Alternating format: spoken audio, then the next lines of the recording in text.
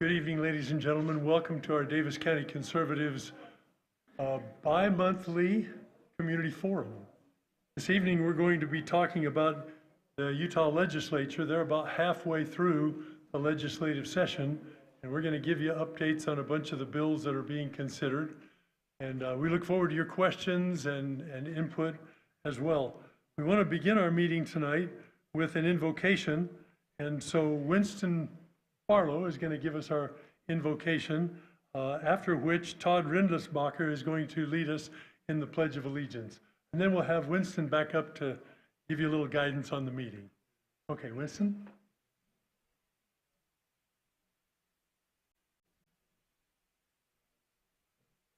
Our Heavenly Father, we're grateful to be here as we gather together as a community to discuss the politics and the concerns of the community. And, we pray that we can have Thy Spirit to be with us and that we can be civil and be wise in our comments. Heavenly Father, this time we are so grateful for the moisture that we've gotten this last week, and we pray for more. We pray that it can be in the form of snow in the mountains, that we can have some water on this year. Grateful for thy Son, Jesus Christ, and his infinite atonement that covers all. Pray that we can take advantage of that in our lives. Become better stewards of the liberties that we are blessed with. And we pray these things in the name of thy Son, Jesus Christ. Amen.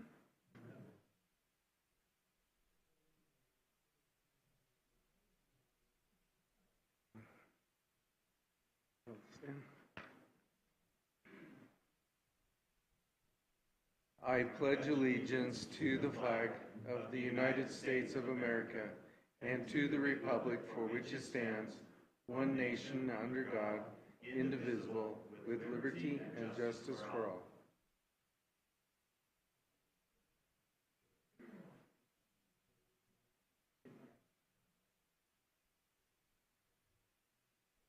All right, so we got a few things here.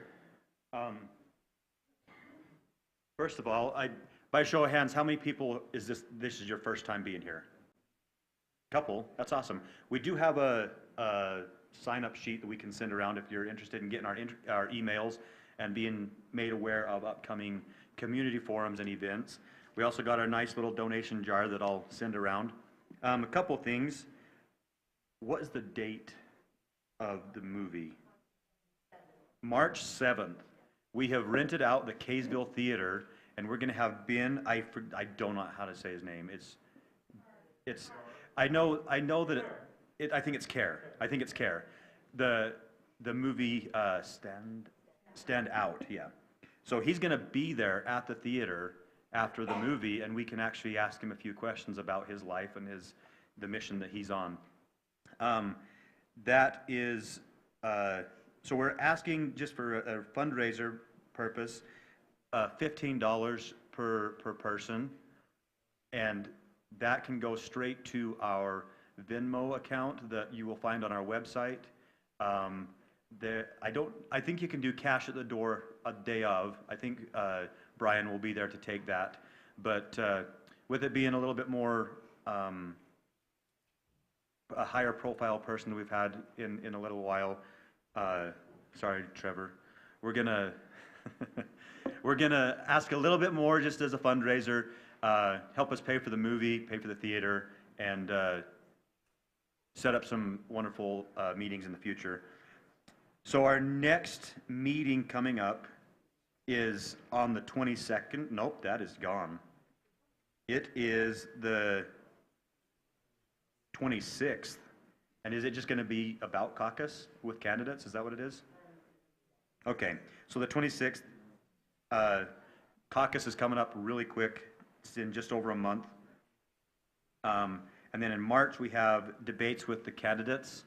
So we'll have the sheriffs and county commissioners. That's going to be a great one. I'm not sure who's going to be the host on that, the moderator. And then after that is April 9th. We will have the debates for the county clerk, and we will have a Michael Clara update, is what the paper says. Oh, we do have one on the March 26th. So that's oh yes, that's going to be debates with candidates for the House and Senate races.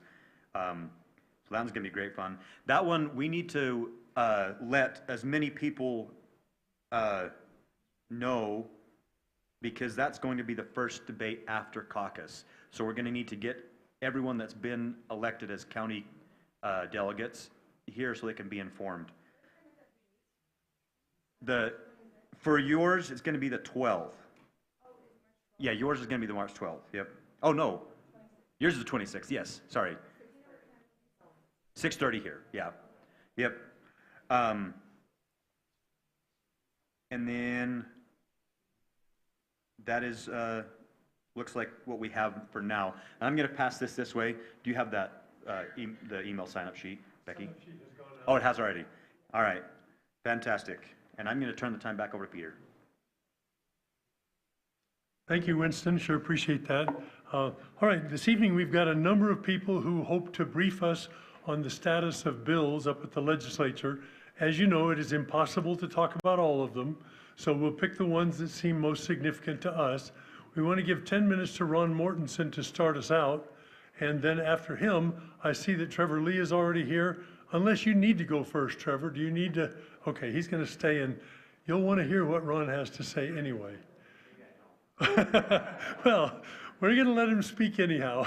So Ron is going to speak to us, and then we'll turn time to Trevor, and then we expect to have Ariel DeFay here a little bit later. I've always amazed that a member of the legislature can get out of the legislature during the session to come to an evening meeting. So we should really appreciate the fact that Trevor has moved heaven and earth to get here, and we look forward to hearing what he has to say, and then Ariel when she gets here. Ron, you ready? Now, if we don't have enough to talk about, each of our board members is prepared to discuss individual bills that they have found interesting. So we'll see if we get to that. Yeah, and the reason I came in, I was talking to Tina the other day, and there's two bills, and Trevor's the sponsor of one of them. One of them is SB 153, and the other one's SB 194. And what both of them are, they're trying to fix a problem we have with election integrity and the voter list and things like that. And so both bills have the same component in part of it, at least. And what these bills do, though, in my opinion, they actually require you to give up your right to privacy if you want to vote, because what they do is they take the entire list with your name, your address, and they're adding in your year of birth, and they sell that for $200, and anybody can buy that. And there's a guy that buys it, and he posts it to voterrecords.com. And I don't know if you've gone into voterrecords.com, but there's 800,000 Utahs on that list. And if you want to find somebody's address, that's the best place to start looking for it. They also require you to provide your information to all of the political parties and to all partisan and nonpartisan candidates and to all of their volunteers and their pollsters and everybody that's associated with the campaign. And one thing the bill does, it will greatly facilitate signature gathering for signature gathering candidates, because right now with the private names that are private, candidates don't see them. And it's harder with this, they'll have every Republican's name and address, and they can just start down the street and hit every Republican house on the street. So it'll actually make it easier to collect signatures. And the other thing that happens is it does deny the right of vote sometimes to individuals who don't want to make their voter registrations public. And I ran against Todd Weiler, and when I was running, and a lot of times these are the conservatives that really would support us. And I'd go and I'd talk to these guys, and a lot of them are younger men, working men, and they'd say, no, I don't register to vote. I'm not giving my information out. So I'd think I got a vote here, and I wouldn't have a vote because they won't do that. So there's some negative impacts of this. But what the bills don't do is they don't give a party the control over its own membership. Because if I want to join the Democrat Party, there's some blackout periods, but I think tonight I can go in to the Lieutenant Governor's page, check I'm a Democrat, and be a Democrat. A Democrat can come in, check, and bingo, they're a Republican. The party has no control over it. And then if the party wants to find out who its members are, they have to buy the list from the Lieutenant Governor. The party doesn't even control its own list. Like I said, it further weakens the caucus convention system by making it less expensive to collect signatures. And it really doesn't effectively address the voter integrity issue, since, in fact, it might even make it worse, because if everybody knows who the voters are and they were doing mail-in ballots and candidate signature gathering, it makes it easier to forge signatures because you know who the registered voters are. And Utah County had just had a thing, talking to the county clerk, and he said, you know, they're really getting good signatures. I'm having a hard time finding the forgeries. And I can go in right now to the Davis County website if I want to forge Pete Cannon's signature. I can go in, pull up his warranty deed, which is a public record, and just copy his signature right from that document. So if I'm collecting signatures and I want to make some easy money, I just have to fill out the names, and then I go in and I go to various warranty deeds and I pull them out because I've got the address and I can pull those up quickly. So there's a lot of associated things with these. So what are the solutions I'd suggest is, stop selling the entire voter list to the public for $200. The state can give the list to the political party, so they give the list to the Republican Party of Republican voters, and then they know who their members are.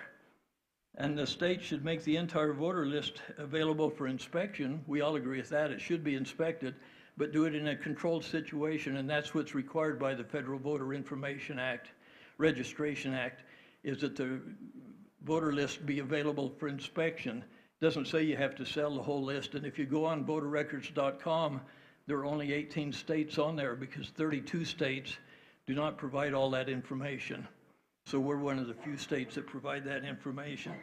And then the other thing that we really need is there's a bill HB 27, which requires the posting of the names on every signature packet.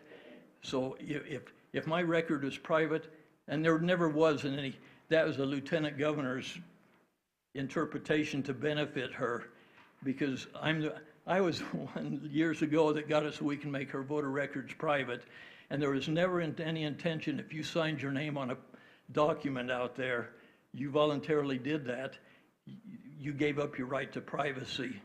But the lieutenant governor interpreted it otherwise, so they didn't have to provide that information. Anyway, that's on that. Those two bills.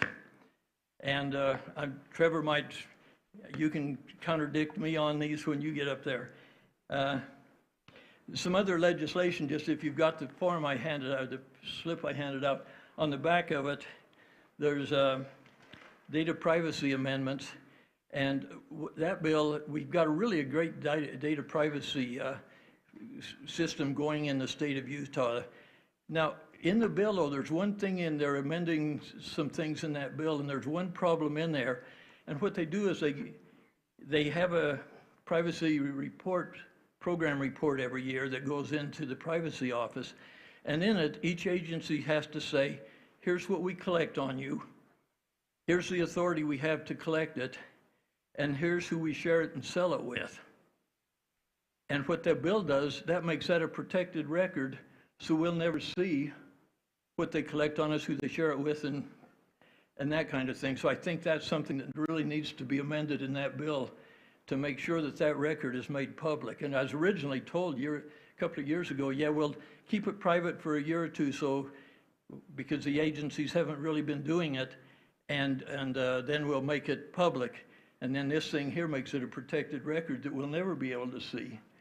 And where that becomes important is the next thing down is a funding request by Mike McKell for $18.6 million. And the University of Utah has, if you look on the back of your list, they have this Utah population database.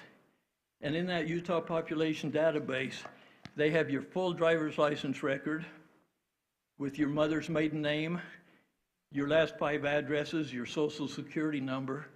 They have your full voter registration record, and they have what they call the all-payer claims database, plus a lot of other things you'll notice on here. But the all-payer claims database, how many of you have health insurance? Medicare or anything?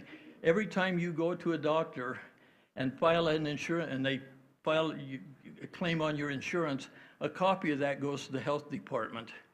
It includes your name, your address, your social, your date of birth, and about 50 other data points, plus the diagnostic code.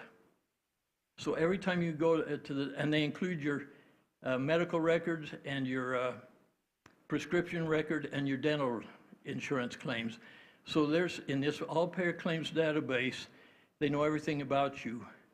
And that health department collects that, then they give it to this Utah population database. And what the McKell's 18.6 million's for is to overlay that with AI, so they can now use AI to go through all those records and pull everything out on you from everything they have. So they'll know what vaccination they've had, they'll know what you've seen a doctor for, if it's a hangnail or something more embarrassing, and they'll do whatever, I'll do it. And so anyway, I just think that's something we want to watch, and Trevor, you need to watch when that comes through, that appropriation. I'm sure McKell's running the appropriation. It'll get put in and it'll be stuck in the budget someplace. And then the last thing I'll say, just one, there's HB 460 put in by our Democrat friend, Stoddard.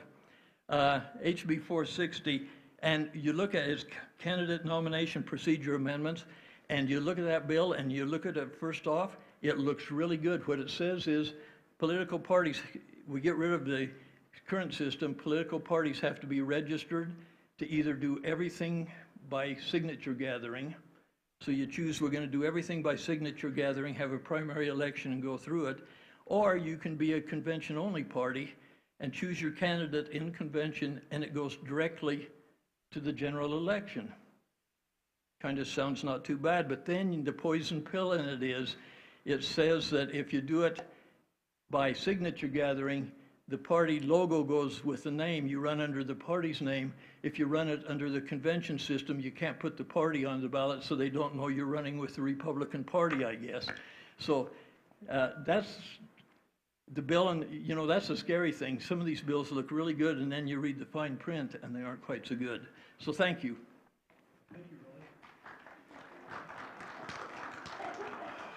Okay, I don't have much of an introduction, but Trevor Lee is our hero from Davis County up at the legislature. So come prove it, Trevor. All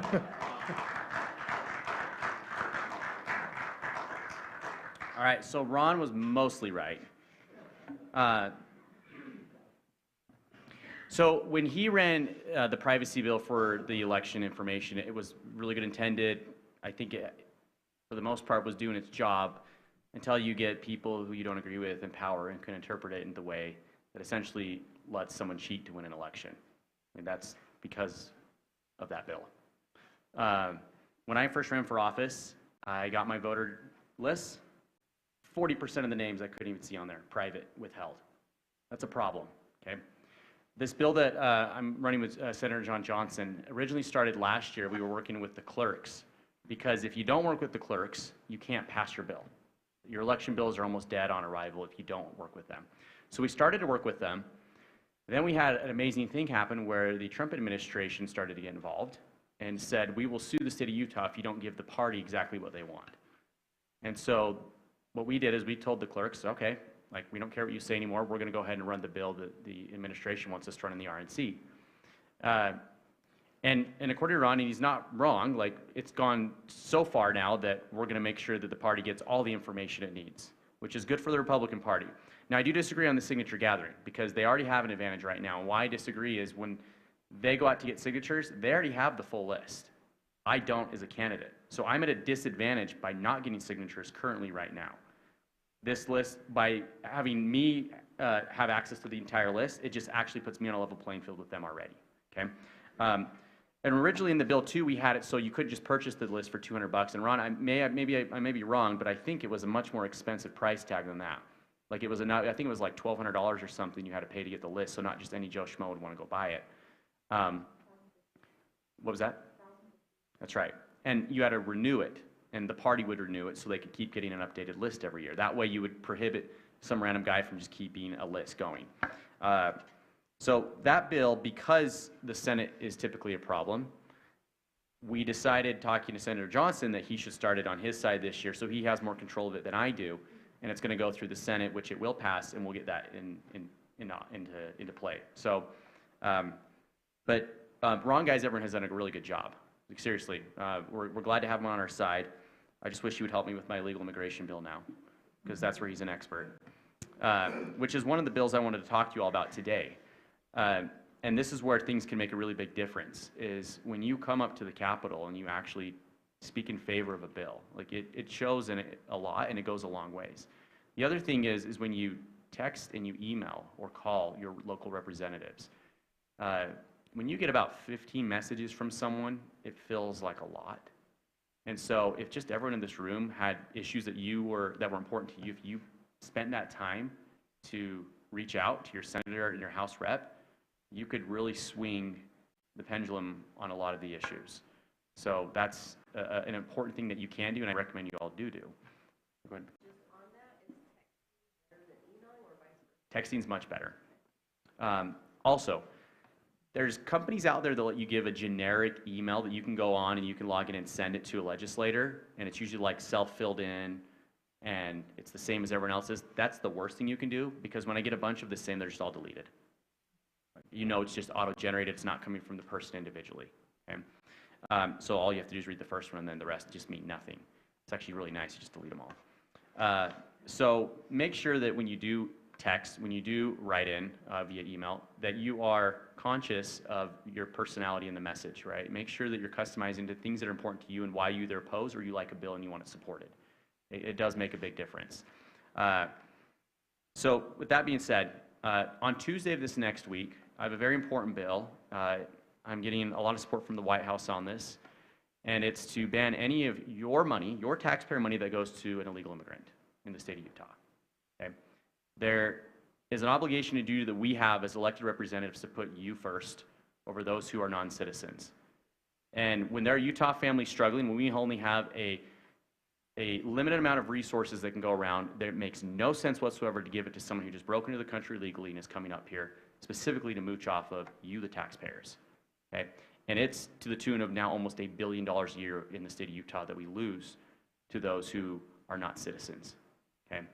It's ridiculous. So I'm running a bill to stop all benefits, and if they want them, there are plenty of other states that are willing to give it to them, like California, like Oregon, or like Washington.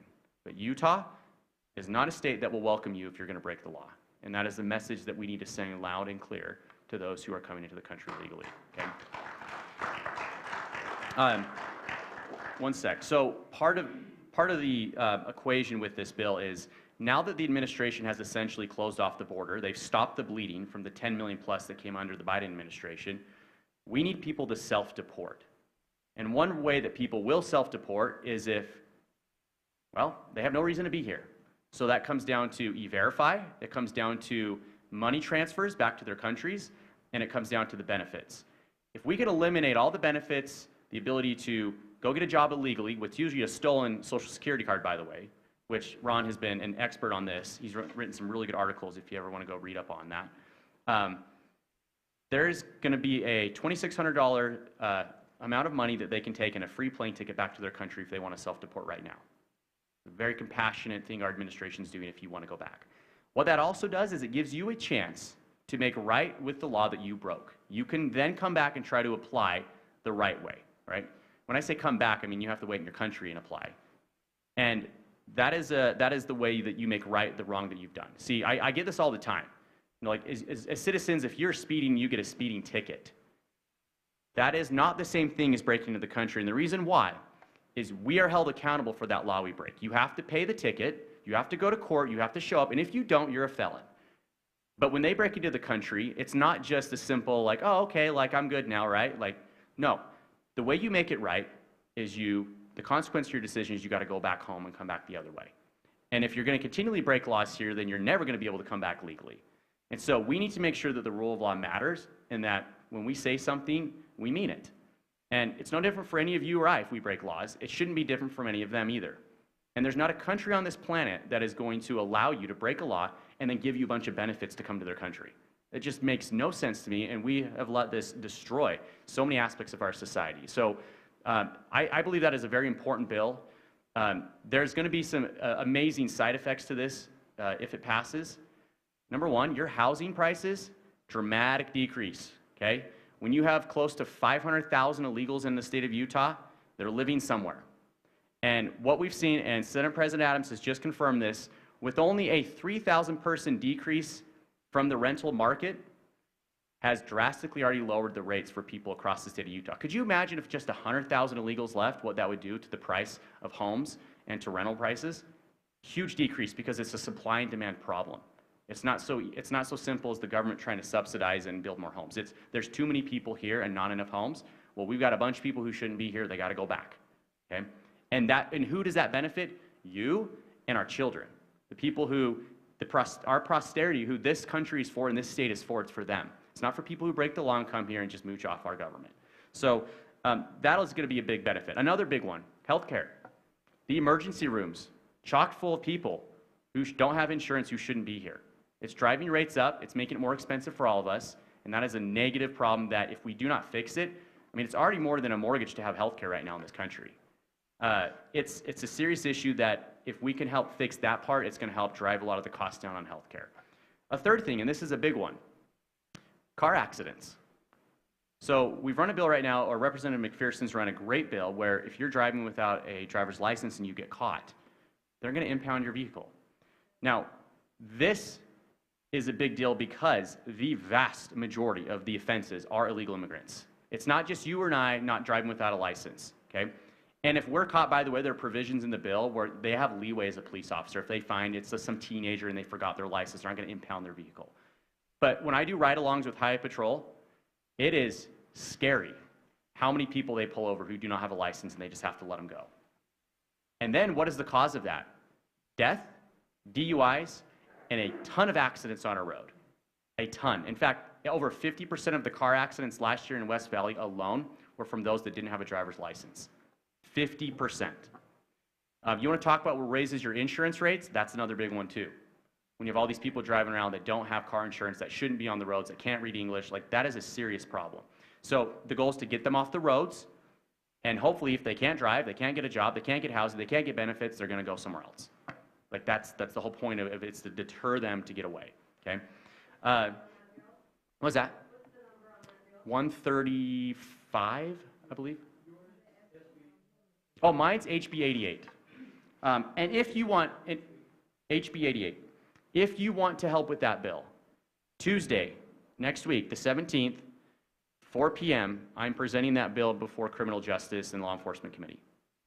I'm going to pass it out of that committee. It's not going to be a problem. But if you do want to support that bill, email or text the representatives that are on that committee. If you go to le.utah.gov, it tells you all the reps on there. There's only 12 right now, so it's really easy to do, and just say you would like them if they would support that bill. And to put you and your family first over those who are non-citizens. And then the real challenge happens, once I pass the House, is to go to the Senate, where they're a little less reasonable on a lot of this stuff. So that is when we'll really need most of you, if you can, to either show up to that committee or write your senator and tell them that you do not want them to put a non-citizen over you and your family, and that your taxpayer money, that the stewardship that we have is to you and not to someone who should not even be here, who's from a different country, okay?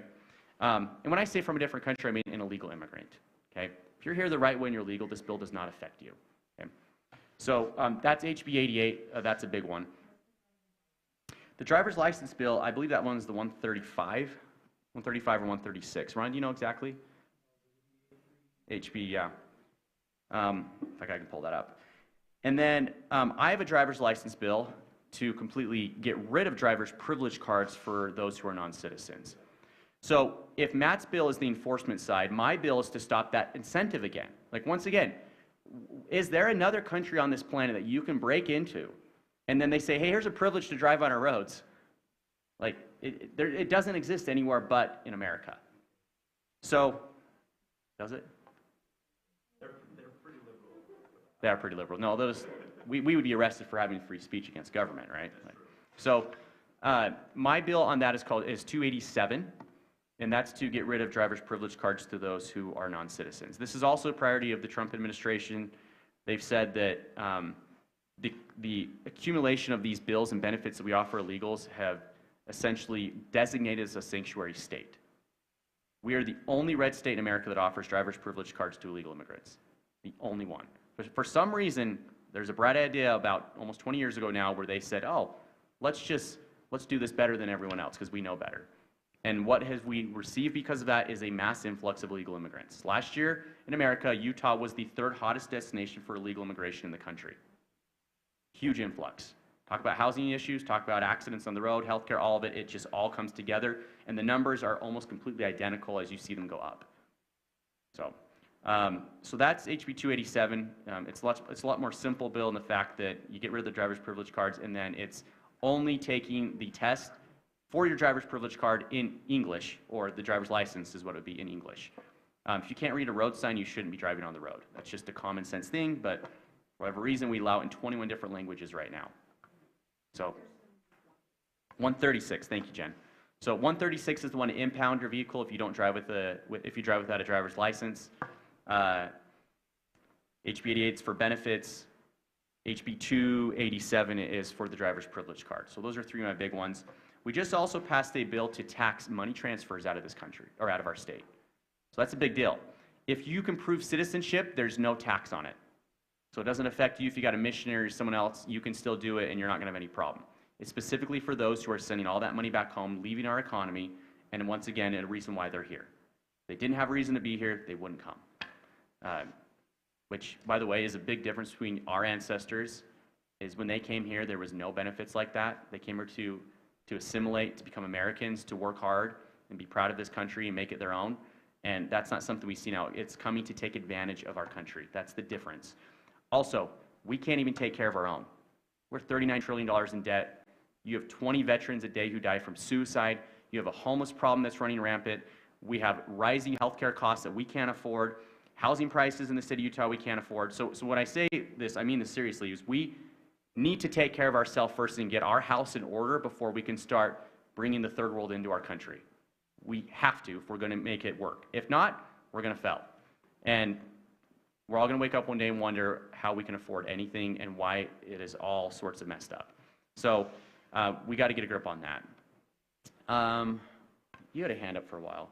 You answered the question about how many other languages they will license to be English only. Correct. We did pass a bill today for CDL licenses, only in English. Seems like a no-brainer, but we had to pass that today. So that's happening. Peter, you had a question? And I had a question about education.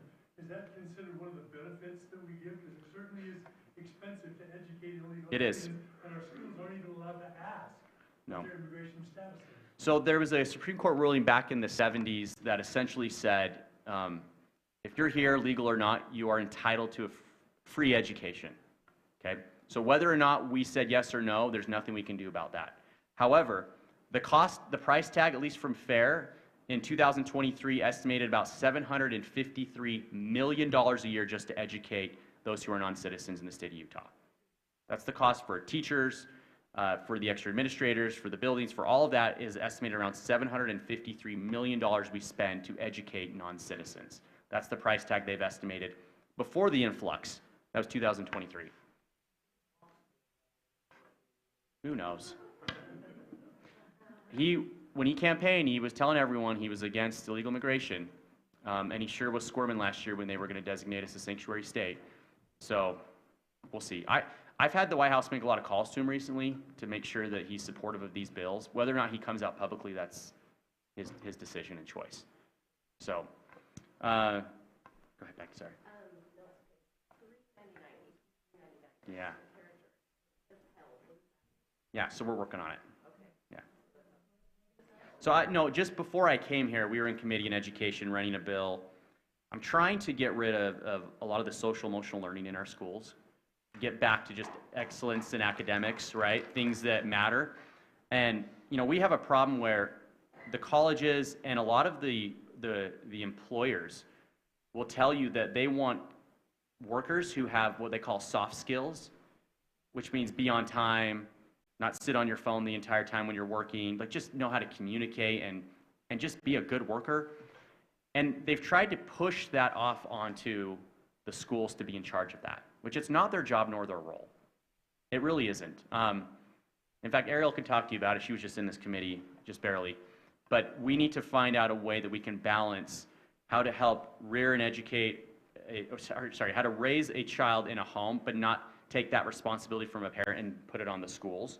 Because our kids should be learning a lot of this character education stuff in schools.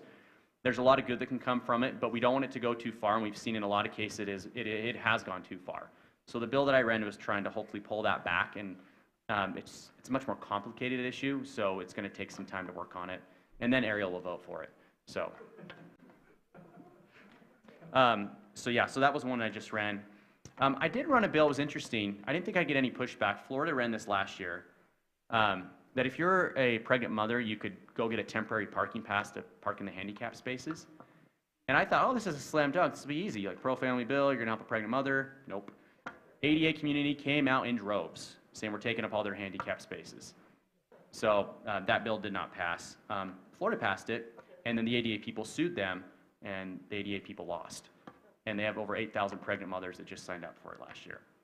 I looked at it as more of a pro-family type policy. Also, I'm a little biased. I have 4 little ones at home. I watch my wife struggle when she goes anywhere, so it was a little bit for her too.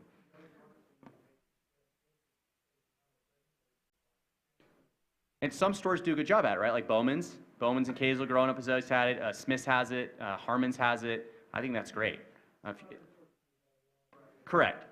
And I didn't want to force business owners to do that. That was my thing, right? I don't want an unnecessary expense. I know many of you in here have owned businesses or are business owners. You don't want the government coming in and telling you have to have a parking spot.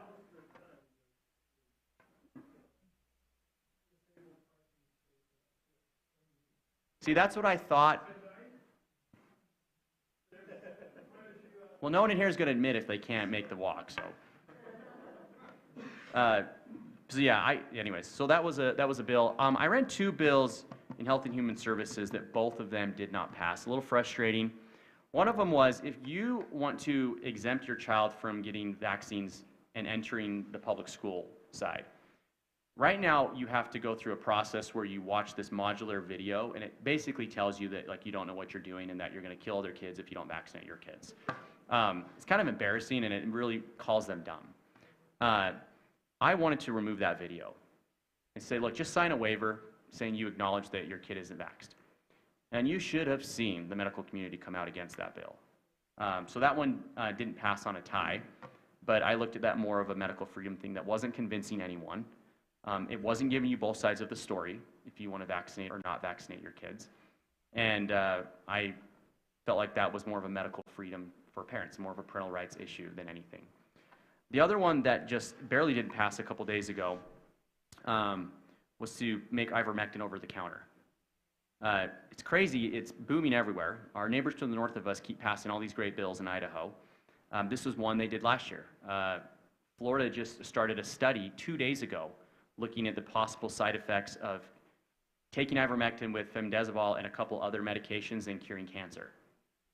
And there's enough people that it's worked for that they reached out to me and asked me to run the bill all around the state. Now, I'm not going out here claiming you guys should go take it if you have cancer and it will cure it.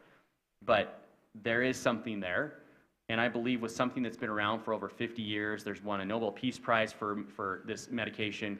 Most third world countries have this over the counter. There's no reason why Big Pharma gets to have this monopoly on the types of medications that we're allowed to have if you believe it's good for you and your family. And it's probably the most safe and effective medication you could ever take. You can't overdose on it. It's not going to kill you. So let people make that decision. And that was the whole point I had behind that bill. Whether you like ivermectin or not, great, then don't go get it. But there's a lot of people who would like to get it over the counter. And there's a lot of good uses for it. In fact, most people have parasites. They don't even know it. So you take that, it's going to help your well-being. You're going to feel better. And that's also why it's growing in popularity, because it works. So that was another bill. Well, right before that bill fell, they passed psychedelics unanimously, so I don't know.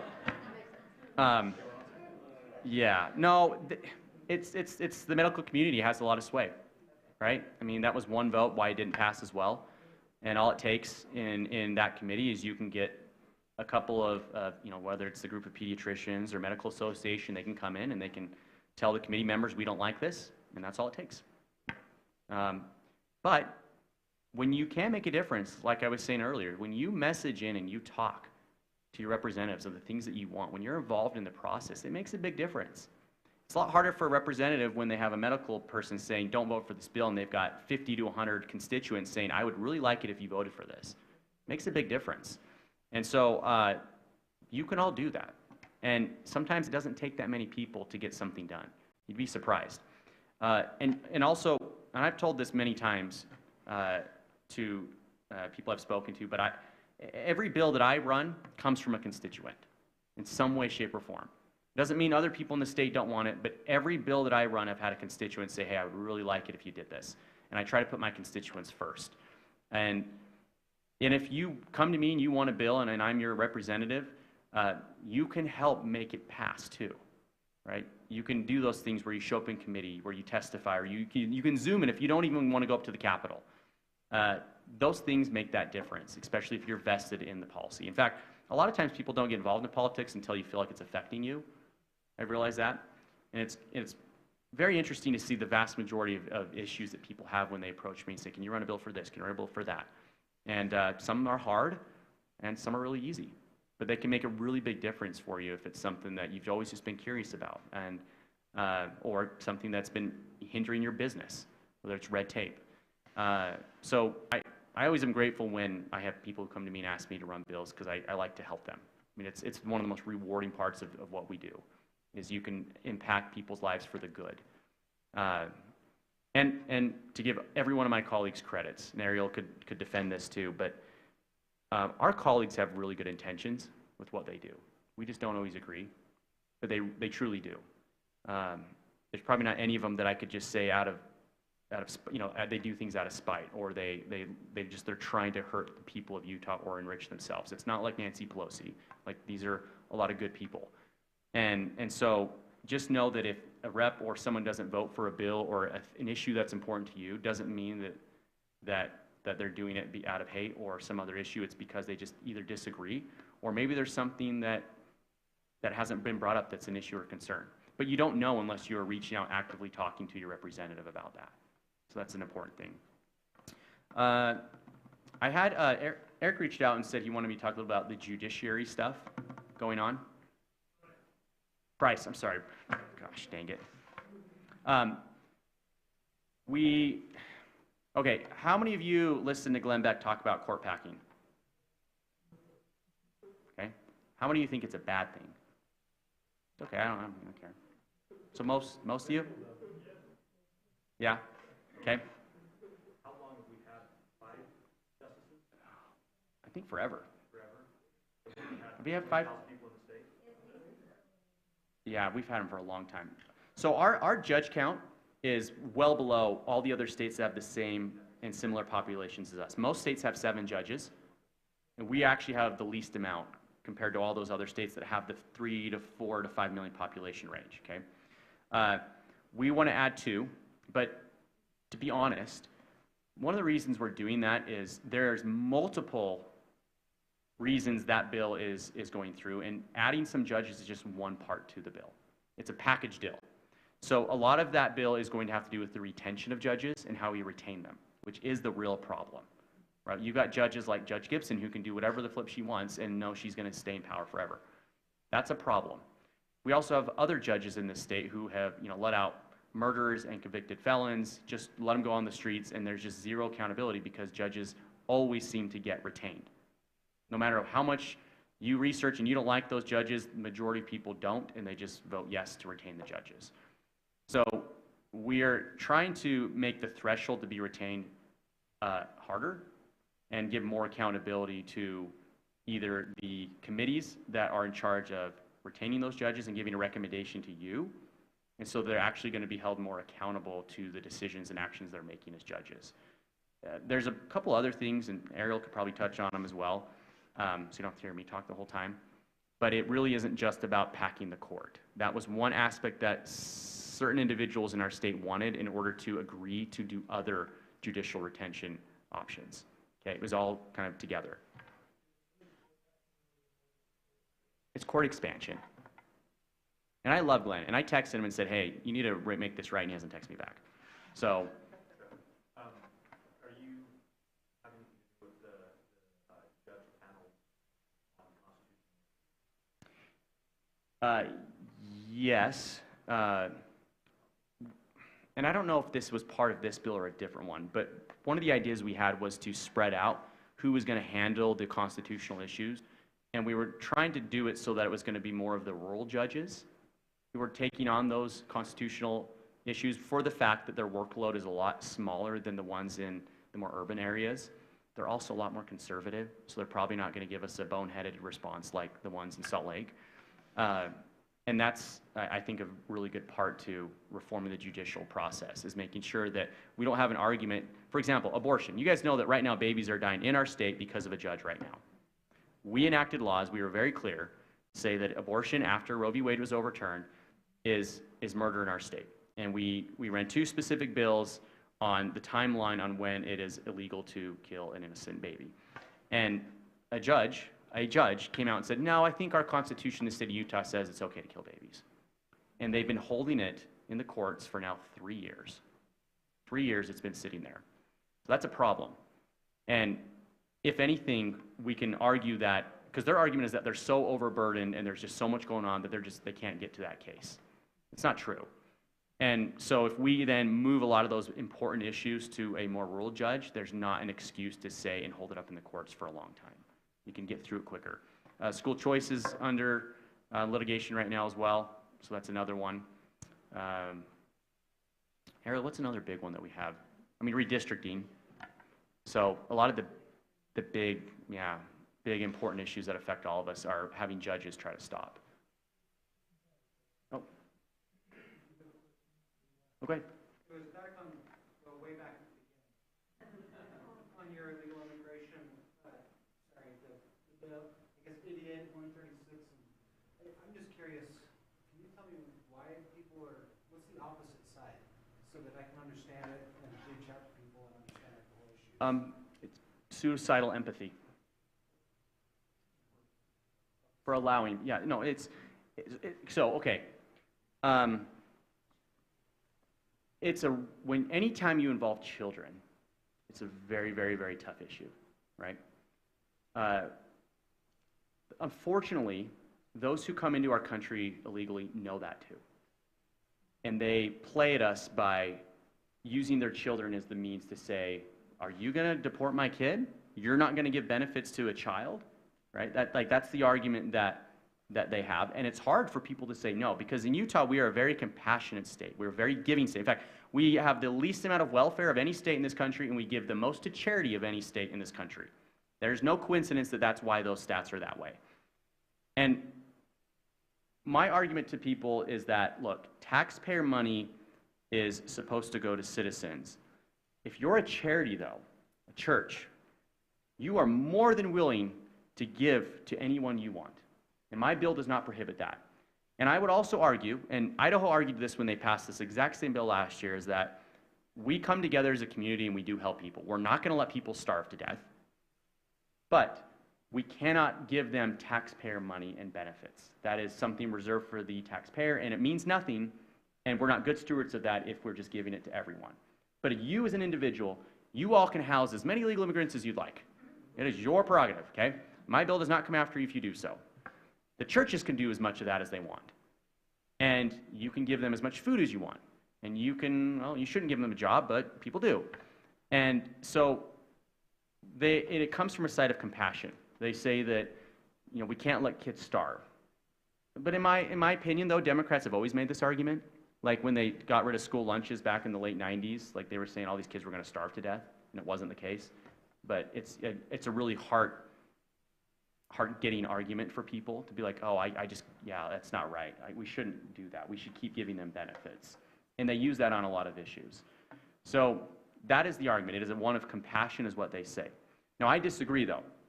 For example, when I look at being Christ-like, Christ didn't go to someone and say, hey, render under Caesar, what you're supposed to, but at the same time, you should also make Caesar give it back to the poor people. No, he said you as an individual, you provide that benefit and that charity to someone, right? Because true compassion, in my opinion, does not affirm things that are bad or wrong. True compassion does not affirm breaking the law. If my family was starving and I went and robbed a bank, do they get to keep the money? No. If you or I and any of us who have kids and we make horrible decisions as parents, our kids will unfortunately face consequences of bad parenting that we've done. If I get incarcerated and my wife gets incarcerated, well, my kids are going to reap the consequences of that. That's just how society works. And it's unfortunate, and it's just a reality of the situation, but when people come here legally and they purposely bring their children, they know what they're doing. And they know they're putting them in a potentially tough situation. And it's a horrible situation for them to be in. And sometimes, in fact, there was just a video going around online of that couple that just flew in from Africa. She's ready to have a baby, and she just had to try to hurry and get on U.S. soil so that she could have her kid here. And then she's locked in, right? You have a baby here, then the whole family's getting benefits. There's also a story, this is a crazy one too, by the way, guys. A bunch of rich Chinese people have figured out that they could buy surrogacy babies in California, So what they would do, they would spend $50,000, go to a woman, they would implant an egg, right, have a surrogacy pregnancy. That child is born, they're a U.S. citizen. The minute that child's born, they come and pick them up and take them back to China. They raise them in China. When they're the right age, they come back to America. They can vote. They can take advantage of our system. They're indoctrinated. They're a spy for all we know. But they have done this tons and tons and time over again to take advantage of our laws that we have, right? It's called an anchor baby, right? Or we need to end birthright citizenship because it's been completely changed from what it was supposed to do. And that's a problem. It's people taking advantage of our laws and us trying to be compassionate, right? Because now what they're looking at in California, or at least the federal side too, is, well, do we got to ban surrogacy now? Like, is that what this has come to? Because someone has learned how to exploit it to help our greatest enemy in the world? Like, I mean, it's brilliant what they did. Absolutely brilliant. But it's also no different too when people come here illegally and exploit us by using their children. And if our policies do not say, I'm sorry, like, we have to say no. Like, if you're illegal, you're illegal. We cannot feed and house and clothe you. We can't even take care of our own. Then the problem will never get better, because that incentive for them and that anchor that they're bringing is always going to keep happening. And they're always going to use that as the reason. And so that is the argument that I was told, is that we're not compassionate, that we don't care, and that we want people to die. Like, that is literally the argument that we hear on the other side. And it works to some degree, but I think for the most part, most Americans are fed up with it. I mean, with all the fraud going on in Minnesota recently, like, people are fed up with people taking advantage of us, and they're wanting it fixed. It's out of control. I mean, when you get pushed out of your house because you can't afford it anymore, yeah, you're going to be upset, especially if it goes to someone who's not a citizen. So, anyways, did that answer your question? Okay.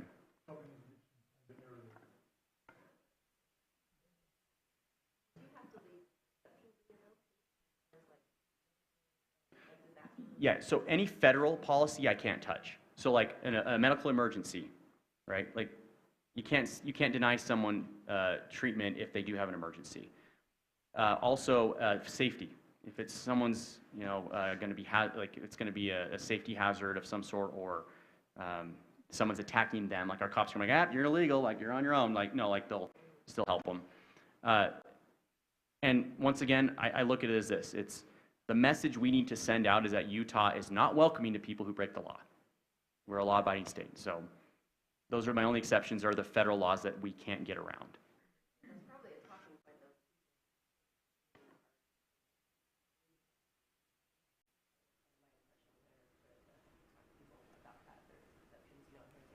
Right. Cool. All right, one more question. You mentioned in the bill on the judges that the core of it was actually about how judges are retained. Could you elaborate on that a little bit more? I'm going to let Ariel do that. Okay. I don't know. Do you know? Yeah, so there's a threshold you have to hit to be retained in their in their elections. Judges need, so they go before a committee put together by the legislature, and they need at least, it's right now it's 70% to get through, when they all hit it. No one's ever not been retained because of this threshold, and we've lowered that threshold to 67%, but it makes a big difference, by the way. Just going 3% less. So that's one. I would go lower if I could.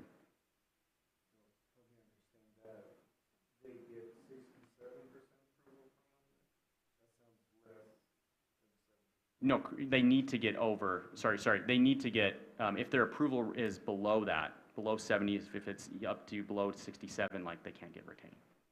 Like, we've given it a little bit more of a way that we can get rid of them. Instead of saying, like, oh, you only need 70, like, you have to go down. Is that making sense? So basically, if the legislature will vote, essentially a panel, right, votes on it, and if at least 70% of the people say we're good with that judge, the judge stays.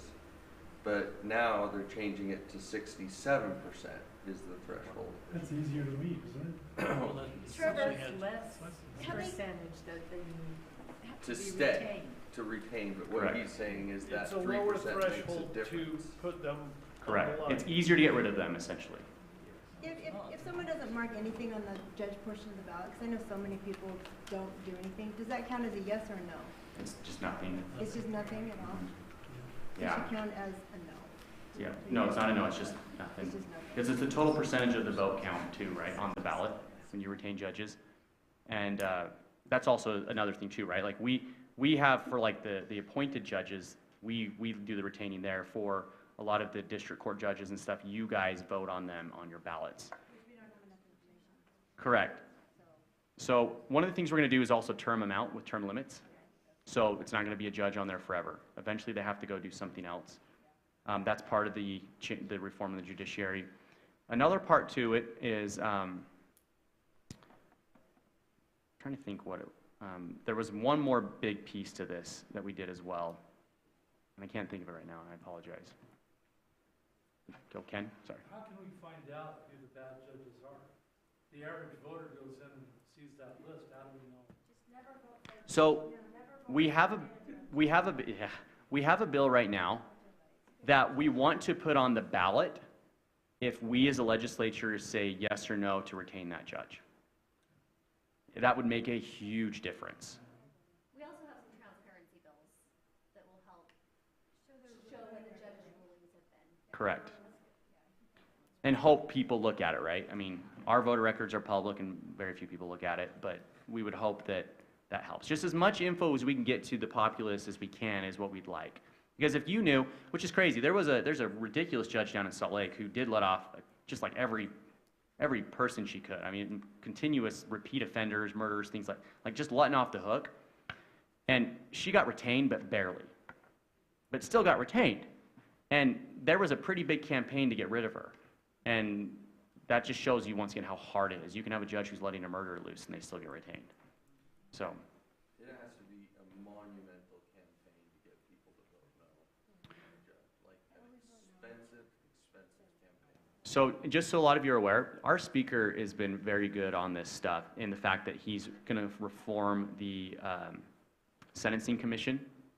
It's got 5 members on it right now, and they've also been really lenient and lackadaisical with their sentencing that they're giving to those who are, letting in and out. Our speaker is going to reform that, just put new people on that completely. People that are going to be a little more hard on crime. He's also personally going to donate a lot of money to run some campaigns against these judges, because that's what it takes. It takes a lot of money to make the populace aware of these judges. So I'm grateful he's willing to put up a lot of money and do that. So, anyways, okay, thank you.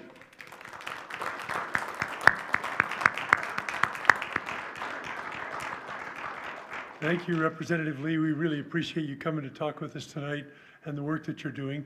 Now we'd like to hear from Representative Ariel DeFay.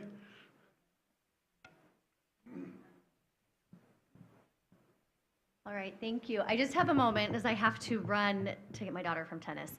And I'm talking about limiting screen time in classrooms, and I gave my child a screen to go to the back of the room.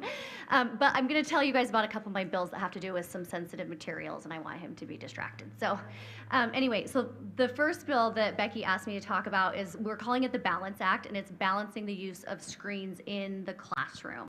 So since COVID, really prior to COVID, we've really leaned in pretty hard with technology in the classroom, and especially after COVID. So what I'm doing is a bill that requires school districts to do a few things. So one is adopt a technology policy. And that policy has to make sure that all tech that's being used in the classroom is safe, that it's legal, and that it's effective, and that we're using it intentionally, and we're talking about how much time we're using it in the classroom. So that's the first one. And in the bill it's HB 273, if you want to read it. It creates kind of a model policy of what districts should follow and what the Utah State School Board will adopt, and then districts can make amendments to the policy to fit their local needs. Second part is it's going to require an AI policy. It's the Wild West with AI right now. There are no AI policies that are existing in education.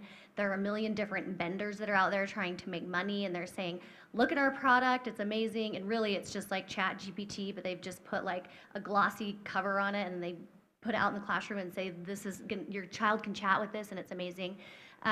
So we're just putting some guardrails around what kind of AI can be used, when AI can be used, that we are keeping a human in the loop if we're using AI. So we have had instances where teachers are using AI for grading, and then those grades don't maybe end up actually reflecting the work that the student has done, because they're not actually checking in on that. So we're saying, in the end, it's up to the teacher to make those decisions, and they can't rely on AI for those decisions. The third thing it does is it requires a grade level framework. So this actually came from teachers who were saying in grades K through 3, education or technology is not helping our children. In fact, it's making it worse. We're getting more behavioral problems in schools in K through 3 when they're exposed to screens, and it's not moving the needle at all. We've poured millions of state dollars into technology, and if you've seen the latest reports, our kids are not meeting benchmark. We are in no way achieving in academic outcomes. So we know that technology does not equal academic outcomes. So we're saying, okay, look at K through 3, try and eliminate as much as possible K through 3.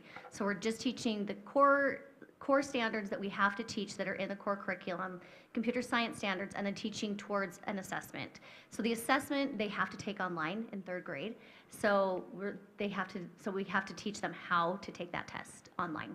And then there's some other tools. We're giving LEA is at school. We're giving schools the ability to adopt tools for like English language learners and different things, but we're not putting that in the bill. They have to do that themselves. So hopefully we're really, really cracking down on how much tech is K through 3. Then the rest of elementary, we're not sending computers home at all. One of the #1 complaints I have had from parents is computers going home with students and parents trying to control those computers and they can't. And so I was just like, why are we sending computers home in elementary? So we're just saying no computers going home in elementary school at all. And then in junior high, parents will have to opt in if they want their child to bring the computer home. So there will still be some work. So we're going to take a graduated approach to how much technology is introduced in the classroom. So there will be technology in junior high, but if parents want that computer to come home, then they have to ask for it to come home. And then in high school, it's an opt-out. So high school, they'll say, okay, we'll send a computer home with your child, but if the parents don't want that computer coming home, they can say, nope, we don't want that coming home. So that's the other part.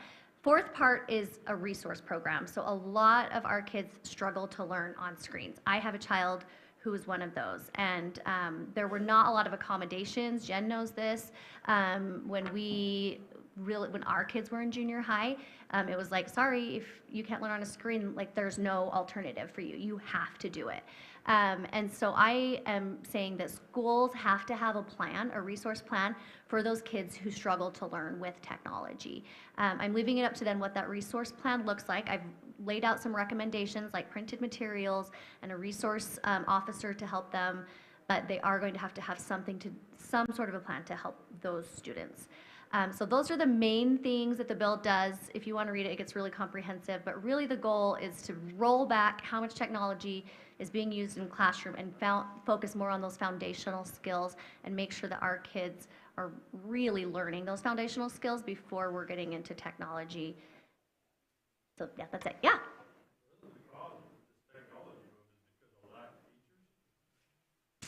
I mean, that could be a part of it. COVID, that could be a part of it. I will say, as a state, we have over-regulated school as far as reporting, and that has put a big burden on teachers and administrators, and they can't spend as much time teaching. We have so many requirements. It's absolutely the state's fault. So the state made all students in all schools at every level go one-to-one with computers. We said every student has to have a computer. So this bill actually repeals that in elementary.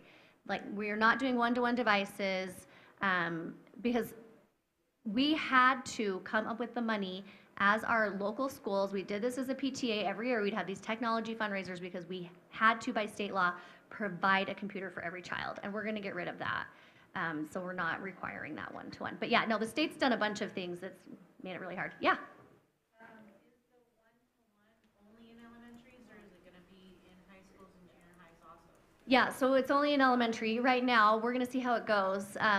Everything's incremental, right? We have to start some change, get some change going, get some data, and show that it's making a difference in the way that our children are learning, and hopefully move toward more of a traditional style of learning. Okay, couple questions. What was your number one again? Number one was a technology policy. So the technology has to be safe, legal, effective, intentional. So how is that going to be implemented, and how are you going to make sure that that is being done? So there's computer funding at the state level, and if the LEAs, if the schools don't adopt a policy, then they don't get their computer funding. But when you say safe, what was the other one? Legal, effective, so legal is like, So who says it's safe or effective? What if so, somebody says, this is safe, this is effective, right? So yeah. who's saying this is safe or effective? Is that the So, yes and no, it depends on the portion that you're talking about. I mean, some of it's like data privacy, we have data privacy standards that, I've just seen our school district take things and twist them.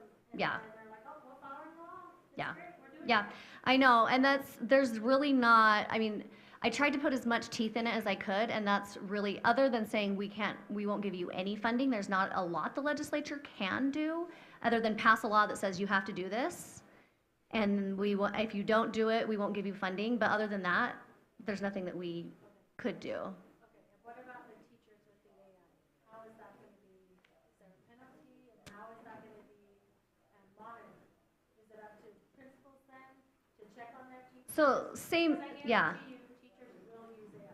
yeah, so same thing, well, Are using it. AI, we are allowing teachers to use it teacher-facing, because it is helping them with lesson planning, it's helping them with evaluation. So I'm not saying teachers can't use AI at all, but I'm saying they can't use that as the sole tool for determining a grade. But we're saying the AI that's student-facing does have to be safe, legal, and effective. And especially generative AI, so in my model policy, it puts a lot of parameters around generative AI. However, it does have local control in it, so, so yeah, so they can still, so what I would say is we need to make sure that we're reaching out to all of our school board members to communicate that, because it is going to be up to our school board ultimately to adopt the policy, either adopt the model policy that's in my bill, or they can make it more stringent or less stringent. We need people in our community to reach out and tell the school board members what it is that they want. And I think they did a really good job with the sensitive materials. So Yeah. that came down from the state. Yeah, I mean, they had to tweak it, but I think they've done a good job, so. yeah. You're right, we just need to keep on. Yeah, I but haven't watched that. the school board, yeah, the school, if the school board doesn't hear from constituents, then they will listen to what the administration is saying, and they'll be like, oh, this is what the administration wants, okay. But if they're getting a lot of parent and community feedback that this is what the community wants, then that helps them to maybe be more willing to be more stringent in their policy, I'll say. So, okay, just a couple other bills I want to touch on real quick. So we just passed one out of committee that's, it's called CSAM. It's really child pornography. Oh, my son Sam looked up. But it's called child sex abuse materials. And so I passed a bill a couple years ago that made it illegal. We found some kind of ways that there's loopholes in the law, so we're going back and fixing those loopholes. So we just passed that out of committee, tightening that up, making some of the penalties a little bit harsher, and making it consistent with actual CSAM. And then I also passed a bill today that is on deep fakes. So it's requiring social media companies and AI platforms, if someone is going to deep fake an intimate image, it is required for them to have consent of that other adult. If it's a child, it's already illegal, but it requires consent. And if they don't get consent, then there's a private right of action. Then they're liable to be sued. So we did that piece, and then also we're requiring companies to put metadata or data provenance, which means if you click on, let's say you have a picture and it's been altered, say it's like me with my face on like Taylor Swift or something, I don't know. You can click on it, it can say this image was altered by ChatGPT and Adobe Illustrator, and okay, this is not a real image, because we are living in a world where we don't know what's real and what's fake. So we were trying to figure out how how can we create a system? So the system, the nice thing is the technology exists. All the platforms have to do is have like a little watermark on images that you can click on, and you can look at the metadata and know if it's been altered by AI. So you can know if a video or an image is real or not. So that just passed through committee. It should be fine going through the rest of the House and the Senate. It should pass, but then all these things can always be challenged. We passed the App Store bill last year, locking down apps for children, and that's in the courts right now. That was Todd Weiler's bill, and now the state of Utah is being sued. So all these things that we try to do open us up to lawsuits, but we're going to win. So, anyway, yeah. Does any of your C-SPAN stuff targeting or aware of like some of the sneaky uses on Pandora and Spotify and things like that, where they're getting around, you know, with playlists and everything else and things like that, targeting kids? So it doesn't. So it's not specific. It's not looking specifically at trying to find it. It's with people who have been found with it. So there are groups. It's called ICAC that they're working and they're creating laws and they're working behind the scenes with systems to try and figure out all that. But this bill doesn't address that part of it. But good. It is amazing. You would be amazed how much CSAM has proliferated. It is so Internet Watchdogs and internationally they're saying it's raised like 15-fold in the last 2 years. So it is just, I mean, it is a plague on our society. It's really, really a problem, and I think it's something, I think there should be public awareness and how addictive and how evil it is, and I think we need to really crack down and have really harsh penalties if someone has this type of material. Like, it is not okay. So, anyway, I have to go. Is there one more question? Okay, thanks. Reach out to me if you have any questions. Happy to, yep, thank you. Thank you so much, Representative DeFay. Thanks for coming, giving us your update. This is really important at this time of the year. Now, we got a few others. Jen Garner is one of the top ones. She's only a candidate for office, but we want to hear what she says about some of the bills. Perfect, thanks so much.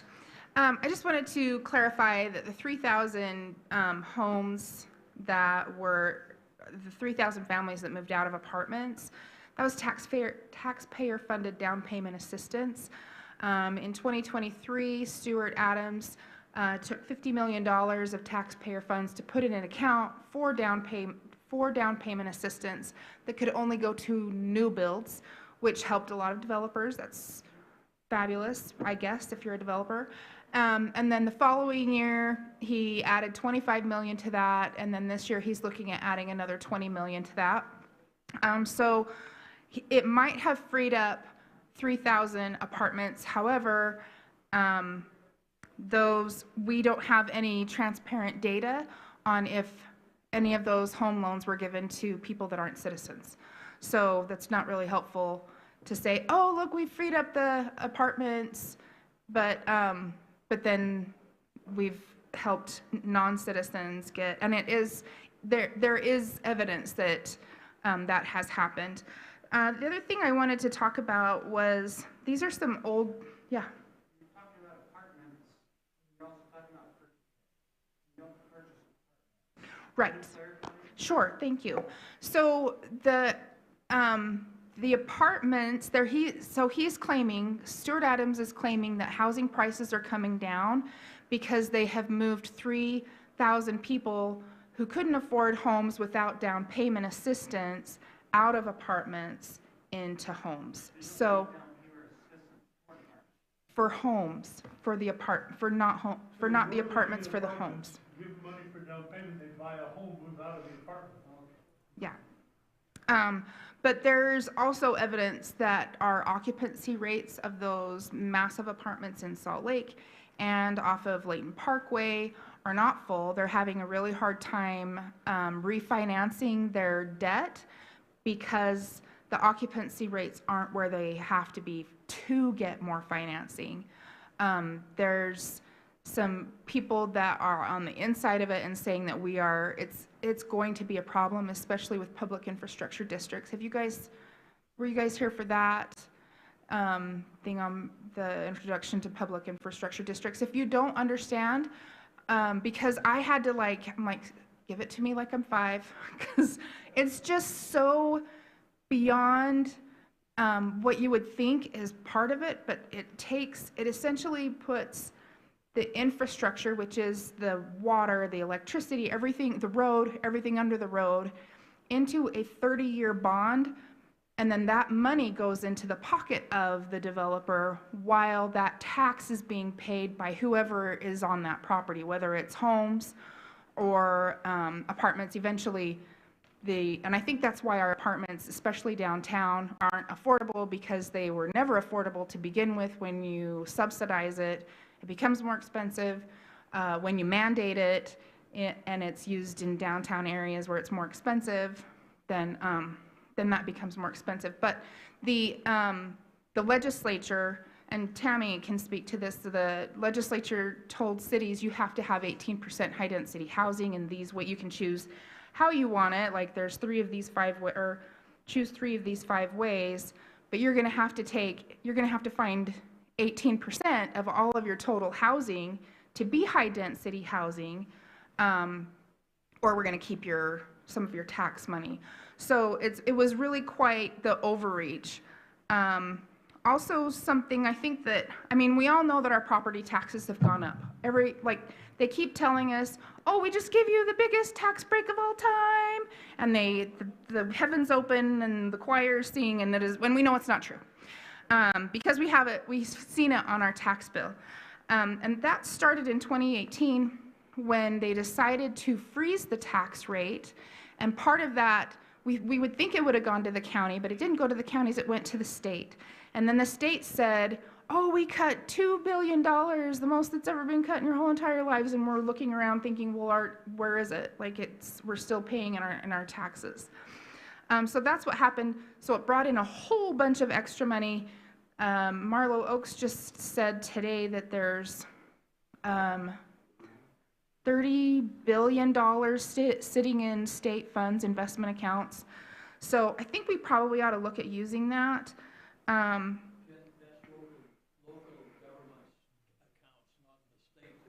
Oh, local governments, okay. Okay, perfect, thank you. And then there's one bill that I am watching closely. It's with, I know, we talked about the McKinney-Vento Act. Does anybody remember what the McKinney-Vento Act does? So this is federal language that was adopted by Robison into Davis School District, and this allowed the school district to count or to get extra funding for students who were defined as homeless. However, that definition includes, if I'm divorced and I move in with my parents in my parents don't live in a big house in Bountiful, but if my parents lived in a big house in Bountiful and I got divorced, that's probably where I'd go. It counts my kids as homeless.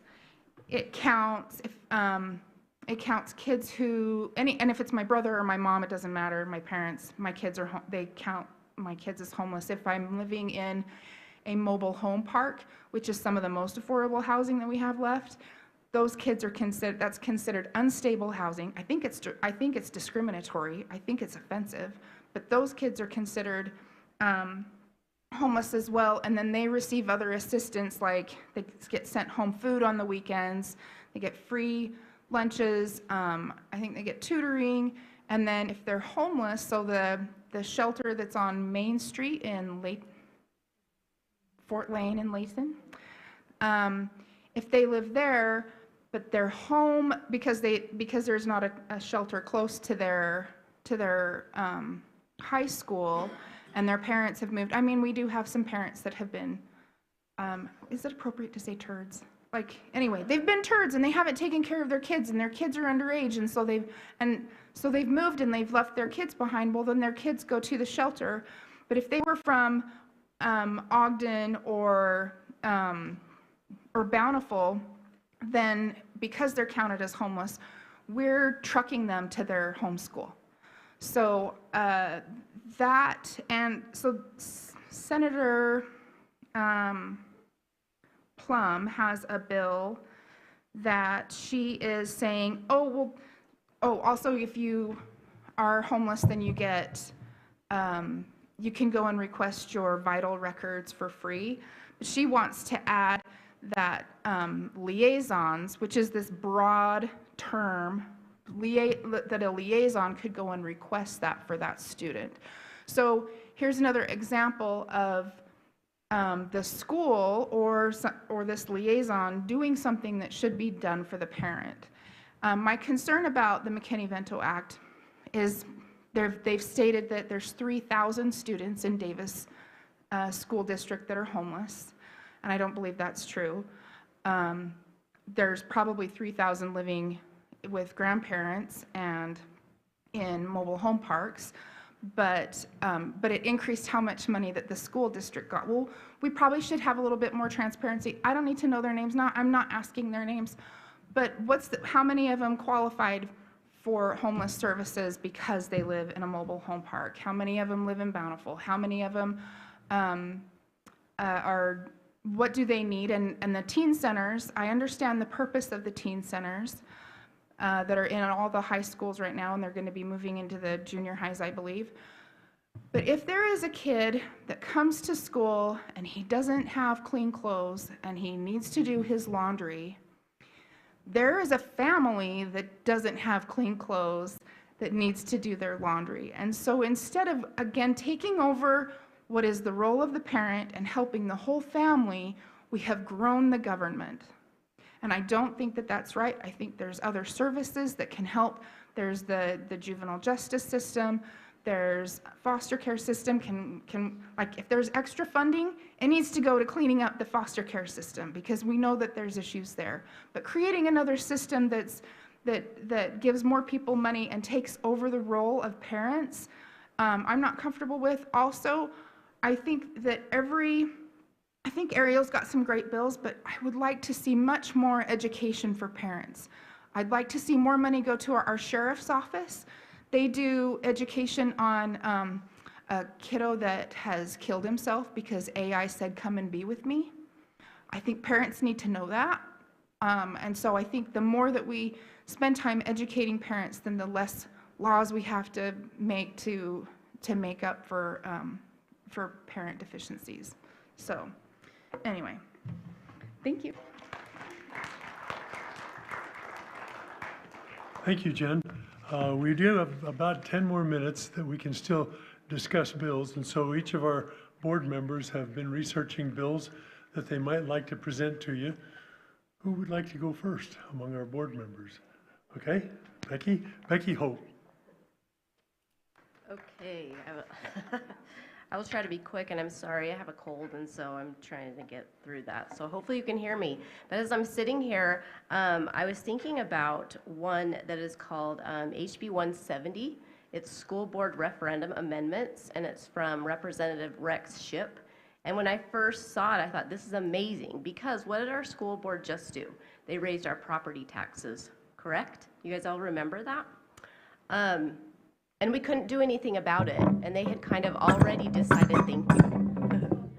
I'm so short. Okay, so, I know, right? I'll just lean over, I'm more comfortable this way.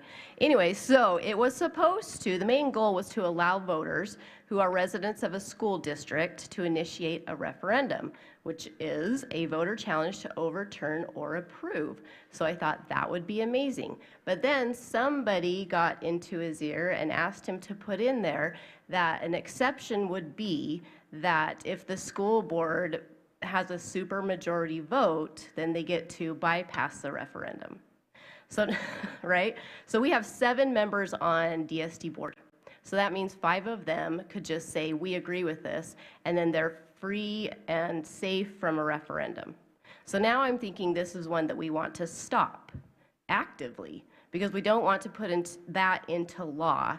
I mean, so then they will just continue to be able to raise our property taxes whenever they want. And then the referendum option will kind of be done. I don't know, Trevor, tell me if I'm wrong about any of this. Feel free to pipe in. So that was one. So you guys, it's HB 170. So if you guys want to look that one up and maybe write in, and we kind of want to kill that one.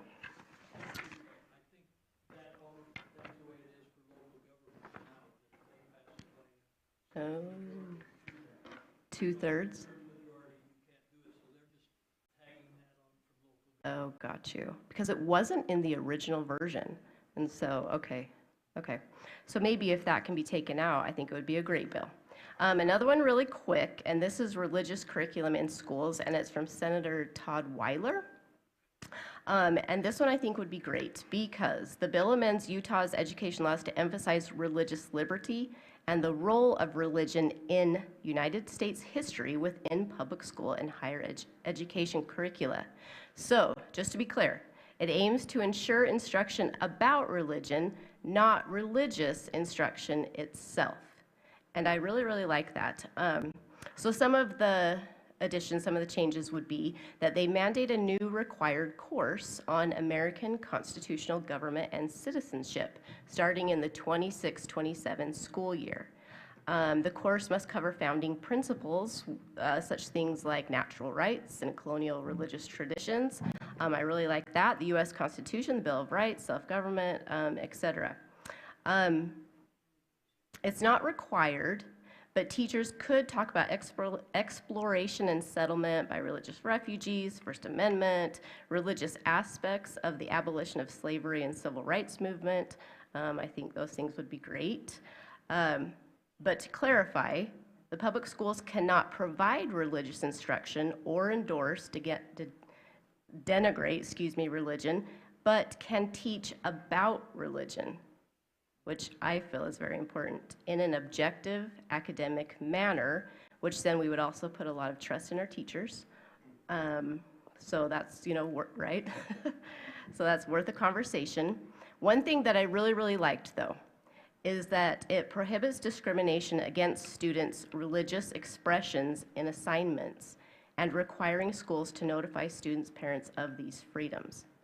So the exact verbiage in the bill is that an LEA, which is a school district, shall ensure that the student may express the student's beliefs about religion in homework, artwork, and other written or oral assignments free from discrimination based on the religious perspective of the student's submissions. And I like that. I think that could go in the weeds sometimes. When I think about allowing prayer in school, I remember the argument was that then satanic prayer would be allowed in school. But I like that our students, I like that this could bring God back into our schools, because I believe that has been stripped in public education, and I believe that we need that back. Let's see, okay. Oh, sorry, you bet. That is Senate Bill 268, Religious Curriculum in Schools, and that's Senator Todd Weiler. And just another one that I just want to put in your ears is HB 256, and that's School District Election Amendments, and that's by Representative Jason Kyle. And this bill makes the office of local school board member an office that is elected via a partisan election. So basically this would mean candidates run with a political party affiliation, they participate in party primaries, and then they appear on the general election ballot under their party label. So I want to read the arguments against this because they kind of made me laugh a little bit.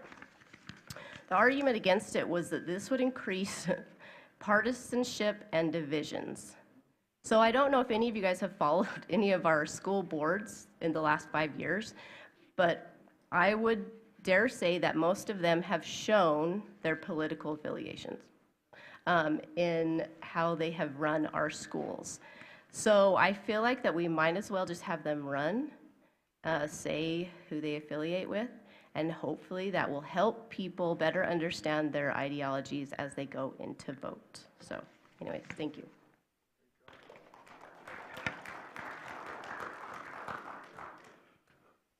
I've got a couple of bills I'd like to mention, but if we have other board members that I'm skipping over, I would give you the floor. All right, a couple of bills. Citizenship Education Amendments, SB 56, would require schools to teach a list of about 15 subjects about practical citizenship, such as voting rights, jury duty, obligations.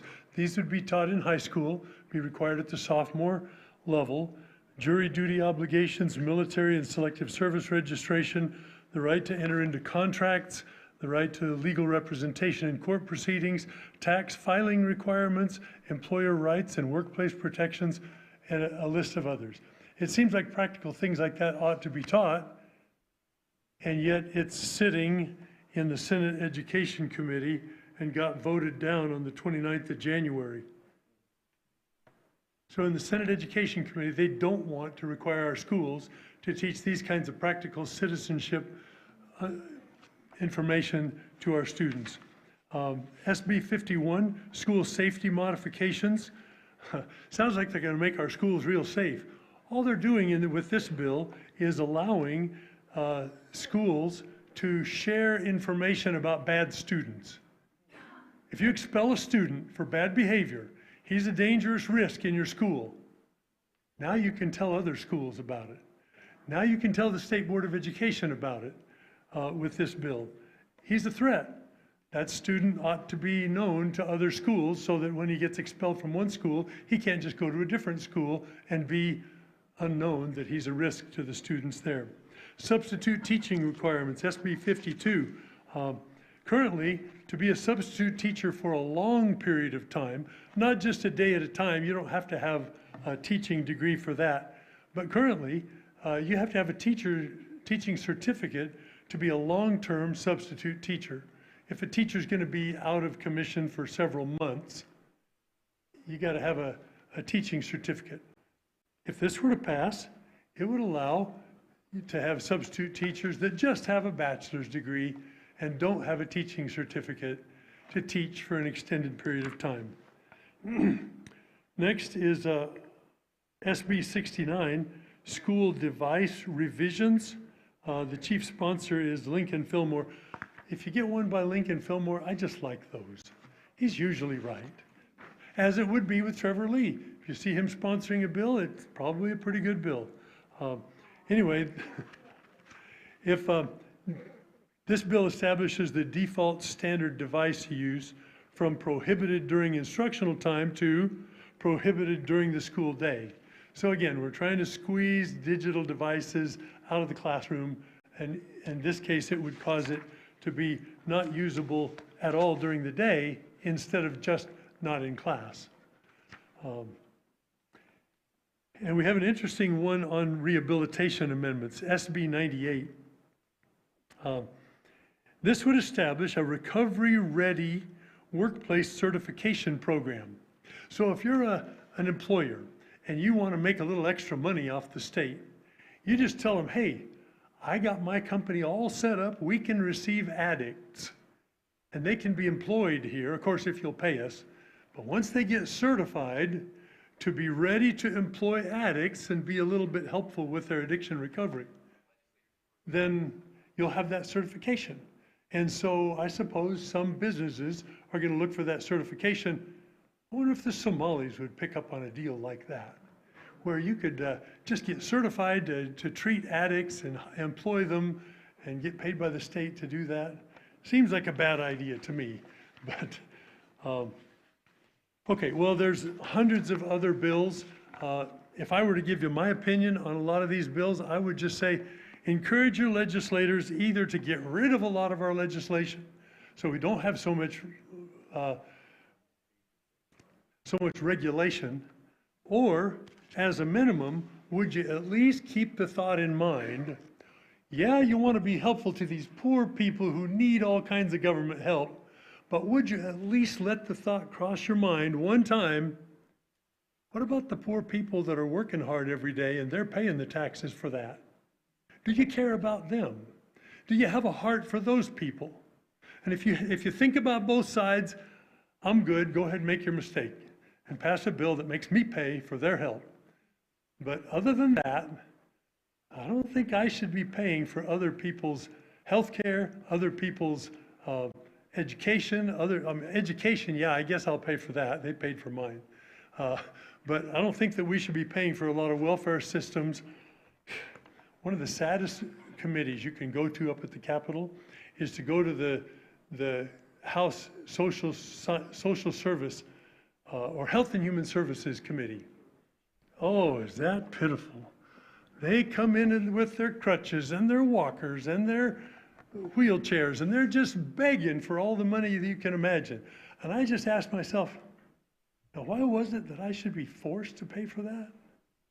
I didn't quite get it. I'm happy to pay. I donate a lot of money to causes like that. And I would donate even more if you just didn't take it out of my tax hide.